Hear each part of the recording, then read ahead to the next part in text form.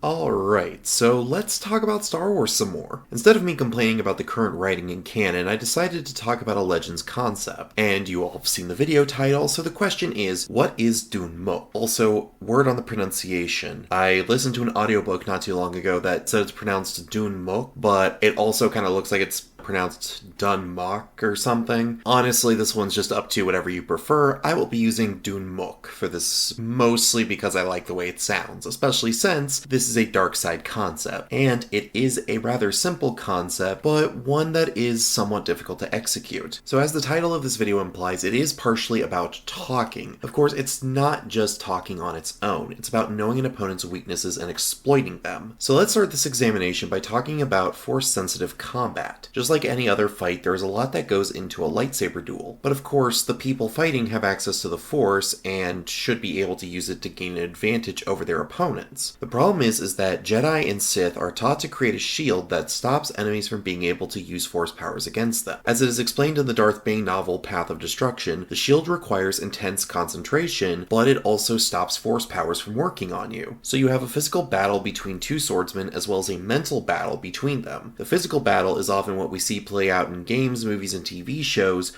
mostly because it is the most interesting part of combat and the easiest to visualize. So how does someone win a lightsaber duel? Well, there are plenty of ways to win, and the most common way is for one combatant to just be better than the other. If a Jedi or Sith gets a limb cut off or killed, then the other guy was just better at fighting. And it could be for any number of reasons. Maybe the other person was more experienced, or maybe they used their Force powers better. Maybe the form of lightsaber combat was better suited for that fight. The other way to win a lightsaber duel is to break your opponent's concentration and lower their defenses. The Sith often do this through intimidation. After all, when a Jedi feels fear or panics, it breaks their inner peace. But a strong Force user can break through the mental shield that a Force user projects. When Darth Bane was studying at the Sith Temple on Korriban, he did just that and killed another one of the students with Force choke. The issue here is that when Bane did it, he had been taunted, which caused his anger to surge, allowing him to call on more power to destroy his enemy. Meaning that this isn't the best way to deal with the barrier. Physical pain can also cause the mental barrier to collapse,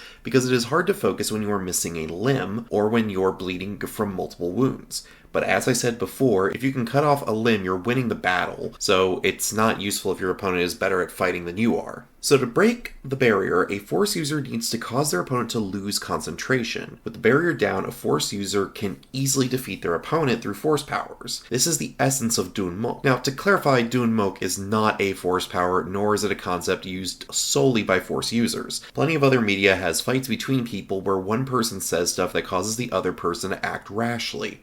And even in Star Wars, baiting people by taunting them is something that non-Force sensitives do. So what makes Dun Moch special? Well, for one, it is used almost exclusively by the followers of the dark side. Notice I didn't say Sith there. Any Darksider is drawn to using Dun Moch. Meanwhile, the Jedi don't really use it. Sure, a Jedi like Obi-Wan might say things that rile up his foes in battle, but it's not malicious and it isn't meant to break their focus. It's just meant to kind of make them do something stupid in the heat of battle. So why don't Jedi use Dun Moch but Darksiders do? Well, Jedi focus on controlling or suppressing their emotions and detaching themselves from people and things. Thus, their combat style is based around a discipline. Mental and physical discipline allows a Jedi to be one with the Force even in the heat of battle. When they face a Darksider, they try to win by being more clever or better at combat than the enemy. To try and cause their opponent to lose focus using Dun Moch would not be in keeping with the light side of the Force or with their disciplined training, because Dun Moch is more than just trash talk. It's finding something that your enemy is afraid of and exploiting it to the fullest. And this is the path of the dark side, which is why only Darksiders use this. Now let's go over some examples of Dun Moch and try to figure out a little bit more of what this looks like. So starting with the original trilogy, we have the battle between Luke and Vader at Cloud City. I argue Vader is using Dun Moch here because of his objective in this fight. He wants to capture and turn Luke to his side, so he's not going to kill him outright. So how is Vader going to succeed? Well, after failing to trap Luke in carbonite, Vader starts to pick away at Luke's mind.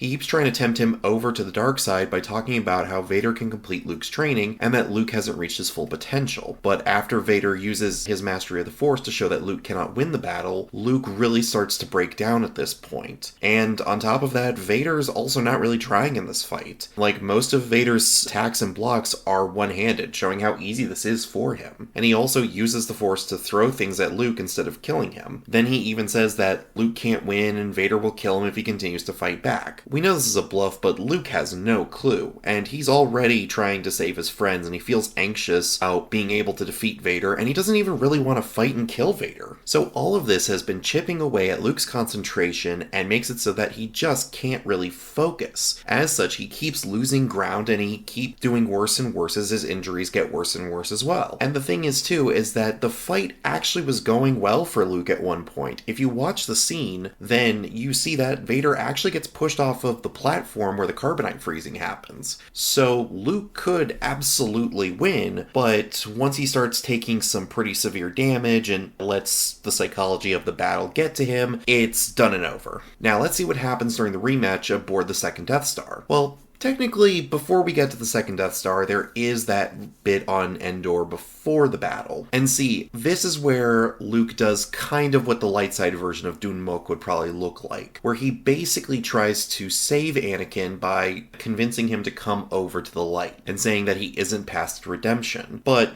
Vader kind of doesn't go along with it and just takes him to the Emperor. So, moving on to the actual fight on the Death Star. So, Luke is not in the greatest headspace at this point because he's failed to convert his dad, his friends are in severe danger, and the Emperor just keeps taunting him the whole time. When Luke goes to strike the Emperor in hate and anger, he's actually tapping into the dark side. And so once he realizes that he's tapping into the dark side, he decides, you know what, I'm going to regain control of myself, and tries to stick more to the light side. Vader, seeing this, tries to push Luke again. And then Vader tries to use Dun Moch to break his concentration because it's very clear that Luke is susceptible to having his feelings messed with. So Vader reads Luke's mind and finds out about Leia, and then says that maybe Leia will be able to be turned to the dark side, which causes Luke to go full-on ballistic and almost kills Vader. Once the Emperor points this out, Luke once again regains control of himself and says how he refuses to kill Vader and join the Emperor. And see, the thing is that